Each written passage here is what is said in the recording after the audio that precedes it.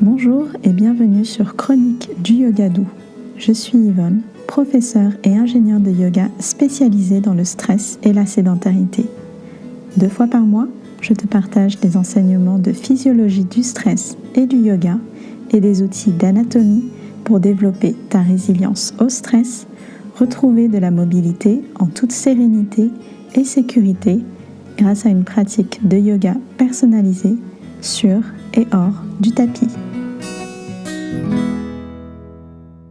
Bonjour et bienvenue dans ce nouvel épisode de Chronique du Yoga Doux. Dans l'épisode précédent, j'ai passé en revue les styles de yoga les plus populaires et ce qu'ils apportent par rapport à la régulation du stress. Et parmi les outils qu'on retrouve en gestion du stress, entre guillemets, on retrouve aussi régulièrement la respiration et la méditation. Mais là aussi, en général, ce n'est pas détaillé. Il y a tellement de façons de respirer, tellement de façons de méditer, qu'on est facilement noyé parmi toutes les propositions, suggestions qu'on trouve sur Internet. Pour moi, la méditation et la respiration, ce sont un peu les enfants pauvres du yoga, parce qu'ils sont mal aimés, souvent mal compris, et à côté des postures qui sont très belles à exécuter, elles sont belles à voir, et la respiration et la méditation, c'est souvent quelque chose qu'on trouve ennuyeux, on comprend pas trop comment faire, et en plus, c'est pas instagrammable. Et comme tout ce qu'on connaît mal, ils sont souvent sujets à plein d'idées reçues. Et donc, je me suis dit que ce serait intéressant pour ces 2 épisodes de demander à ChatGPT quel est le top 5 des idées reçues sur la respiration et la méditation. On va commencer avec cet épisode sur la respiration et le prochain portera sur la méditation. Et tu vas voir que je ne suis pas forcément d'accord avec les suggestions de ChatGPT. Mais avant de commencer, je voulais t'annoncer un programme que je lance cet été pour t'aider à gagner en autonomie dans ta pratique de yoga. Donc, que tu pratiques en présentiel ou en ligne, que ce soit avec moi ou pas. L'idée, c'est de te donner les éléments essentiels des postures, la seule chose à retenir s'il n'y en avait qu'une, pour toutes les postures courantes qu'on a dans une pratique de yoga. Pour que tu arrêtes de te poser des questions en cobra, pour que tu n'aies plus peur de mal faire le chien tête en bas, et pour que tu sois en confiance, par exemple, dans la posture de la chaise. Donc il ne s'agit pas de te noyer dans un flot de conseils, d'alignement, parce qu'il y en a énormément. Je vais en revanche prioriser ces conseils pour que tu aies une checklist un peu ordonnée de la chose. Et pour compléter cette connaissance des postures, je te guiderai pour que tu puisses identifier tes limitations anatomiques. Parce que pour moi, c'est fondamental pour éviter les blessures de pratique, pour éviter de forcer son corps et de se rendre compte quand on va trop loin dans une posture donnée. Donc si tu as des questions que tu t'es toujours posées sur les postures de yoga, si tu as des doutes sur ce que tu dois faire dans certaines postures de yoga, je t'invite à rejoindre la liste d'attente du programme qui sera dans les liens de cet épisode. Et tu recevras en cadeau des réponses déjà à certaines des questions courantes sur ces postures. On revient à notre épisode sur la respiration. Respirer, c'est l'un des premiers conseils que l'on donne face à des personnes qui sont en stress, voire même en panique. On dit toujours « respire ». Donc j'ai demandé à ChatGPT quel était le top 5 des fausses croyances autour de la respiration quand on l'utilise pour se calmer. La première de ces fausses croyances, la première idée reçue, c'est que la respiration profonde est toujours bénéfique. Alors, respiration profonde, ce qu'on entend par là, c'est quand on prend de grandes inspirations et des grandes expirations. Ça a effectivement des bénéfices parce que ça va nous aider à, d'une certaine manière, contrôler notre souffle. Si on est obligé de faire des inspirations et des expirations profondes, ça nous demande une certaine prise de recul par rapport à notre façon de respirer. Mais quand on cherche à calmer son esprit, c'est pas forcément la meilleure des techniques, surtout quand on ne sait pas pourquoi on le fait. Et ça peut mener à des effets indésirables, en particulier quand on est en situation de stress. Ça va par exemple être de l'hyperventilation. On peut hyperventiler parce qu'on essaye de respirer trop profondément. Et avec l'hyperventilation, ça va entraîner plus de stress, ça va causer plus de stress et on arrive comme ça dans un petit cercle vicieux. Idée reçue numéro 2, c'est que les exercices de respiration procurent une relaxation instantanée. J'ai repris là vraiment la formulation de ChatGPT mot à mot et pour le coup, je ne suis pas d'accord avec cette affirmation. Parce que pour moi, certains exercices de respiration vont procurer une relaxation qui est quasi instantanée. Et c'est pas n'importe lesquels, évidemment. Ce sont des exercices bien choisis pour certaines personnes, mais les effets sont bien là. Et c'est vrai que l'efficacité de l'exercice et la facilité qu'on a à le pratiquer vont augmenter avec le temps. Plus on les pratique, plus ça va être facile de les faire, ça va être facile de s'y mettre. Et en plus, les effets vont être ressentis plus rapidement aussi. Donc c'est vrai que les effets à long terme vont venir avec une pratique régulière. Mais il n'empêche que même pour les nouveaux pratiquants, on a des exercices de respiration qui sont très très efficaces et qui vont donner un soulagement qui est quasi instantané. Et je dis quasi instantané parce que c'est simplement le temps de faire l'exercice. Ça ne prend pas tant de temps que ça d'ailleurs. 10 ou 20 cycles de respiration peuvent suffire pour déjà voir des effets. Et je dis ça parce que c'est quelque chose que j'ai pu observer chez moi quand je pratique ces exercices-là. C'est aussi ce que mes clients me font remonter, qu'ils ont vraiment cet effet de relaxation, de détente qui est quasi immédiat. C'est génial parce que ça nous redonne tout de suite confiance en nous. Et d'une certaine manière, on arrive à reprendre le contrôle sur notre corps, entre guillemets. Idée reçue numéro 3, c'est que la respiration lente est toujours relaxante.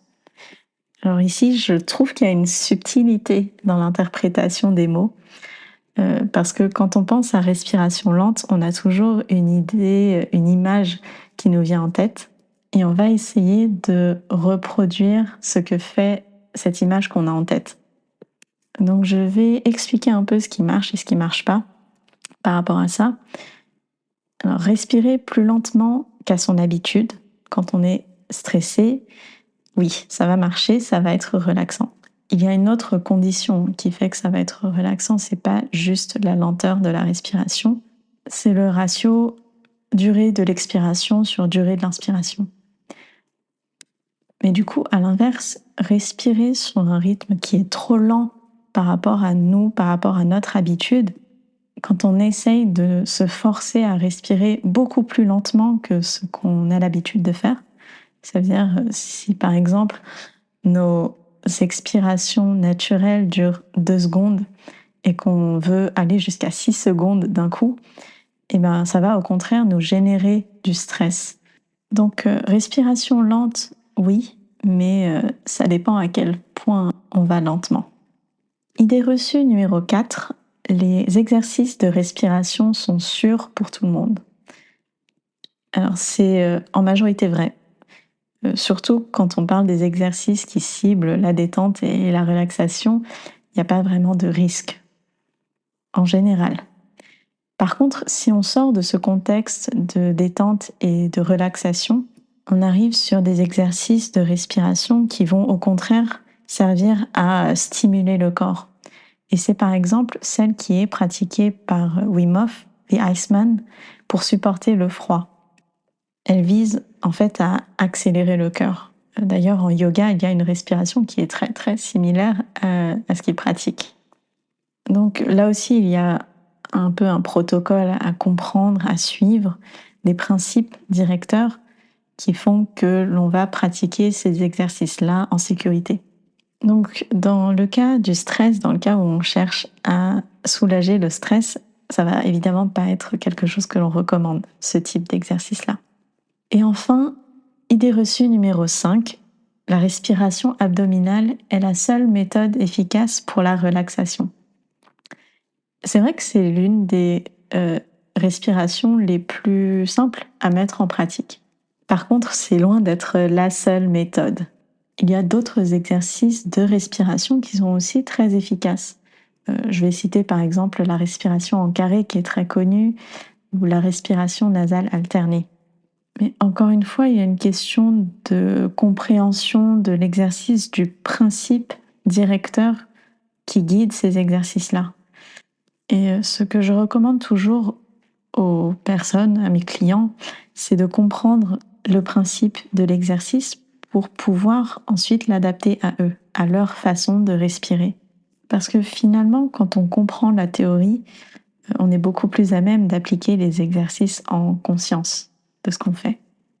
J'ai ajouté une 6e et dernière idée reçue qui vient de mes clients, c'est que respirer suffit pour se calmer. J'en ai parlé en début d'épisode, c'est souvent le conseil qu'on entend quand on stresse, quand on panique, c'est respire. Et ici, je trouve que c'est OK pour les personnes qui arrêtent de respirer, qui se mettent en apnée quand elles stressent. Mais ça ne suffit pas parce que ce n'est pas le cas de tout le monde. Et quand on stresse, on a aussi d'autres façons de respirer, d'autres modes de respiration. Par exemple, on va respirer plus rapidement. Il y a des personnes qui vont respirer de façon irrégulière. Ça veut dire qu'on n'a plus de rythme cyclique. Quand on respire, on casse nos cycles. Les respirations vont être courtes, puis longues, puis recourtes, puis courtes, puis relongues. Il y a vraiment plus aucun pattern. Donc pour ces personnes-là, si on leur dit juste respire, ben ça va au contraire augmenter leur stress. Il y a une explication physiologique derrière ça.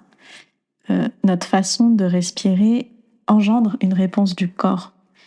Et c'est une réponse de notre système nerveux autonome. Donc c'est celui qui gère toutes les fonctions autonomes du corps. Ce sont les fonctions involontaires, celles qu'on ne contrôle pas. Par exemple, la digestion, les battements de cœur, les fonctions immunitaires, les fonctions endocriniennes. Cette réponse-là, elle peut dépendre de notre façon de respirer. Et finalement, en fait, la respiration fait le lien direct entre nos actions, ce qu'on contrôle de façon volontaire, et les fonctions autonomes du corps. C'est le chemin le plus court entre nos actions et ces fonctions involontaires. Là, je n'ai pas le temps dans cet épisode de développer plus que ça, mais je trouve que la phrase et l'idée qui est portée derrière, elle est vraiment hyper intéressante. C'est un principe qui est utilisé en yoga, mais aussi dans d'autres disciplines comme le tai chi, le qigong et même les pratiques d'arts martiaux. Alors du coup, quelles leçons retenir de tout ça? Quelles conclusions on peut en tirer finalement? Je dirais qu'il n'y a pas d'exercice de respiration magique qui convient à tout le monde et qui suit un protocole fixe. Il y a des exercices qui conviennent à une majorité de personnes. Et pour savoir ce qui marche ou pas pour nous, la meilleure des façons, c'est encore de tout tester et d'observer comment on se sent après. Je me rends bien compte en disant ça que c'est une réponse qui est pas complètement satisfaisante. C'est pas du tout ce qu'on a envie d'entendre. Mais pour compléter cette réponse, il y a plusieurs axes de travail dans ce que je viens de dire. La meilleure façon de soulager, de relâcher le corps avec des exercices de respiration, eh bien, c'est de les tester et d'observer comment on se sent après. Il y a un premier point qui concerne le test des exercices de respiration. Et pour moi, ce qui va marcher le mieux, c'est de suivre un certain ordre. Ça veut dire commencer par le plus simple à mettre en place, la respiration abdominale par exemple, de le faire sur une certaine durée, puis de passer à d'autres exercices selon notre ressenti par rapport à ce premier exercice. Et même sur cet exercice qui est le plus simple, ce n'est pas forcément évident. Moi, je l'ai vu avec ma grand-mère qui a 92 ans, elle a beaucoup de mal avec cette respiration-là. Il y a tout un exercice de conscientisation de la respiration à faire avec elle. Et ça se fait avec, du coup, un accompagnement. La deuxième partie de la phrase, c'est d'observer comment on se sent. Et là, ça demande une prise de recul. Ça demande une certaine conscience de soi et aussi d'arriver à se poser les bonnes questions. Ce n'est peut-être pas juste l'exercice qui ne nous convient pas. C'est peut-être une question de contexte, de comment on se sent physiquement, mentalement émotionnellement après l'exercice. Et on peut décliner ces 3 grandes questions en sous-questions. Donc, il y a tout un cheminement à faire et tu peux le faire par toi-même. Chercher une liste d'exercices sur Internet, trouver des vidéos sur YouTube pour apprendre à faire ces exercices et les tester par toi-même. C'est une méthode qui marche, mais ça va être long et laborieux de le faire un peu dans le désordre, entre guillemets. Dans mon programme Stress Résilience, je te guide justement dans ces étapes-là et je vais t'accompagner. Parce que je sais à quel point c'est facile de décrocher quand on est livré à soi-même et encore plus quand on est en situation de stress chronique où on a toujours l'impression de devoir courir après le temps. Au-delà de ça, j'explique la théorie sous-jacente à tous ces exercices, mais aussi le principe de chaque exercice pour que tu puisses justement te l'approprier. Si tu es intéressé par le programme Stress Résilience, je t'invite à regarder dans les notes de cet épisode, tu y trouveras toutes les informations. En résumé de cet épisode, qui est un peu plus long que d'habitude, respirer aide à se détendre, oui, c'est vrai, mais pas n'importe comment. Certains exercices sont plus efficaces que d'autres. Et même si respirer, c'est quelque chose qu'on fait naturellement, la respiration abdominale ou ventrale, comme on peut le trouver, c'est ce que font les bébés par exemple, c'est une compétence innée, mais qu'on a appris à oublier avec le temps. Et c'est tout un travail de revenir à ce qui est inné. Voilà, si cet épisode t'a appris quelque chose, n'hésite pas à laisser une note et à le partager autour de toi. Ça contribue grandement au référencement de mon petit podcast. On se donne rendez-vous au prochain épisode pour parler de méditation. Bye bye!